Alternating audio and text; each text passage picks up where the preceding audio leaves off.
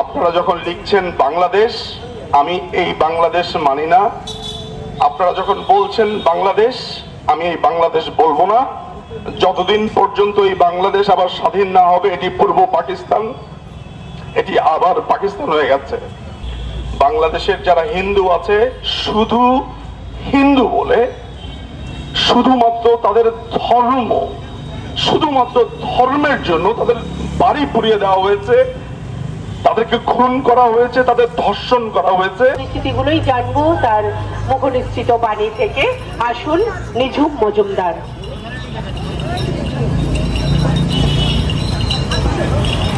এখানে যারা উপস্থিত হয়েছেন সবাইকে শুভেচ্ছা এবং নমস্কার।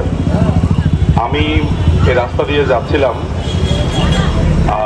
রাস্তা দিয়ে যাওয়ার পাশে আমি আমার প্রিয় বাংলাদেশের নামটা শুনতে পেয়েছি। মনে হয়েছে যে এখানে আমার নাম নেওয়া হচ্ছে, আমার দেশের নাম নেওয়া হচ্ছে।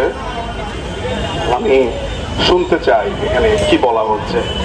কিছুদিন আগে আমি আন্তর্জাতিক অপরাধ আদালতে একটি অভিযোগ দায়ের করি, আপনারা হয়তো শুনে থাকবেন। সেটি আমাদের সিলেটের যিনি মাননীয় মেয়র রয়েছেন আনোয়ারুজ্জামান চৌধুরী, তিনি এই অভিযোগের একজন বাদী ছিলেন, আমি তার আইনজীবী ছিলাম।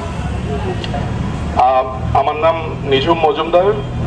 এই বাংলাদেশকে যিনি স্বাধীনতা এনে দিয়েছেন, সেই বঙ্গবন্ধু শেখ মুজিব, তার ভাস্কর্য ভেঙেছে, তার বাড়ি ভেঙেছে, তার ভাস্কর্যের উপরে উঠে তারা যে অশ্রদ্ধা করেছে, আপনারা সবাই তা দেখেছেন। আজকে এই বিদেশ বিভুয়ে আমার ঠিক পাশের দেশে যে মানুষগুলো বাংলায় কথা বলেন, তারা সংখ্যায় আমি সামান্য দেখতে পাচ্ছি, কিন্তু আপনারা যে বাংলাদেশকে নিয়ে আজকে বিচলিত হলেন, আজকে আপনারা বাংলাদেশকে নিয়ে যে মানুষগুলো আজকে বসেছেন, আমি বাংলাদেশের মানুষের পক্ষ থেকে আপনাদের প্রতি ভালোবাসা জানাই।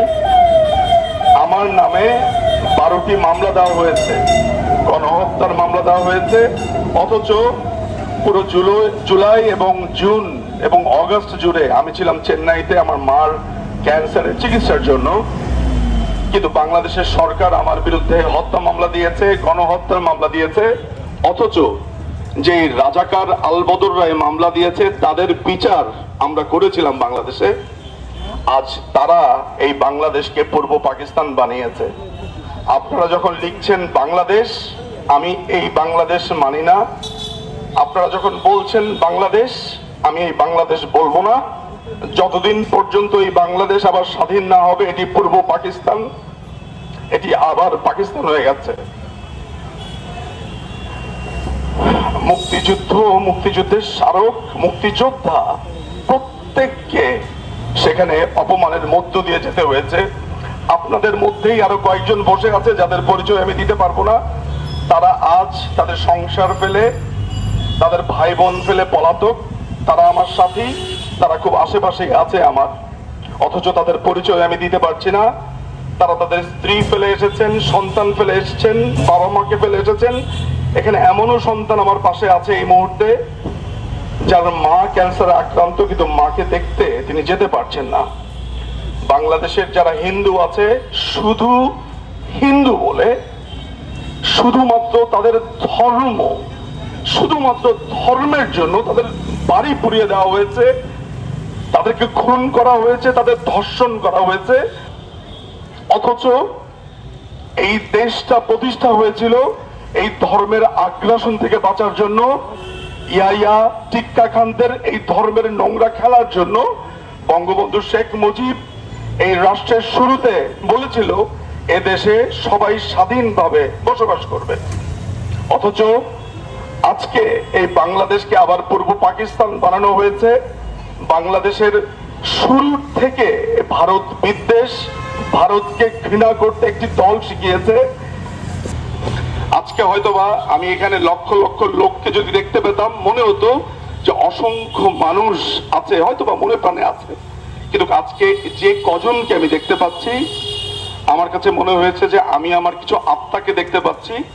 এই আগুন স্ফুলিঙ্গের মতো ছড়িয়ে পড়বে। আজকে আমার ভাই বোনদেরকে যারা আপনার দেশে স্থান দিলেন, থাকতে দিলেন, আপনাদের কাছে অসীম কৃতজ্ঞতা আমার। এবং আপনারা যারা আমার দেশকে নিয়ে আজকে আলোচনা করলেন, আমি আপনাদের প্রতি অনেক কৃতজ্ঞ। আমার ভালোবাসা রইল। আপনারা এই যে প্রতিবাদ, এই প্রতিবাদ ছড়িয়ে যাক। নিশ্চয়ই আমরা আবার জয়ী হব। এই পূর্ব পাকিস্তান থেকে এটি আবার বাংলাদেশে পরিণত হবে। জয় বাংলা, জয় বঙ্গবন্ধু, বাংলাদেশ চিরজীবী হোক।